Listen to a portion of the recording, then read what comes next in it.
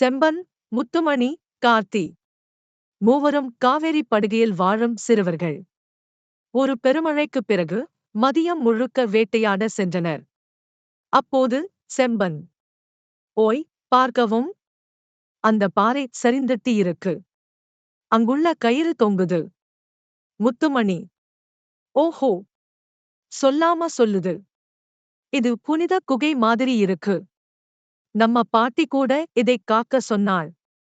கார்த்தி, அதனால்தான் இந்த மேடு புதிராக இருக்குது.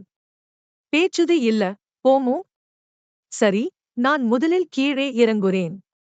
முத்துமணி, நான் பின்னாடி வர்றேன். கவனமா இருக்கணும். கார்த்தி, நான் மூன்றாவது வர்றேன். உச்சத்தில் என்ன இருக்கும் பார்க்கலாம். செம்பன், ஓ, புலி ஒலி கேட்டாயா? ஆனால் இது ஓர் கலை தேரையாம்.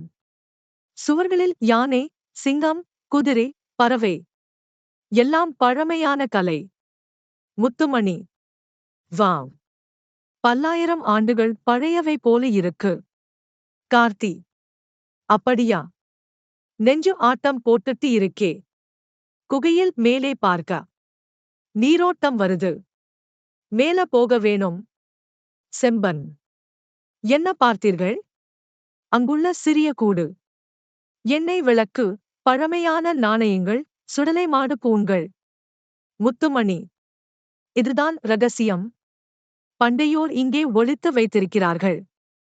கார்த்தி, சரி, நாம் மேலே போறதா? செம்பன், கார்த்தி, இது பார்த்தீங்களா? ஒரு பழைய தாமிரத்தாலான ஓலைச்சுருள் இருக்கு. கார்த்தி, பத்திரம். அதில் ஏதோ எழுதிட்டிருக்கு. முத்துமணி, பாட்டியிடம் கொடுக்கலாம். அவள் வாசிச்சா தெரியும். பாட்டி, ஓஹோ, இதைப் பார்த்தாலே கண்களில் ஒளி. இந்த குகை ஒவ்வொரு கொடும்பாவி புயலுக்கும் பாதுகாப்பு. இதைக் காத்தவன் குலத்துக்குப் பெருமை. ஆப்பருக்கு நேர்கீழ் ரகசியம் உண்டு. கார்த்தி, முழு சாகசமும், புதிரும், அதிர்ச்சியும், பெருமையும் நாம் தான் கண்டோம்.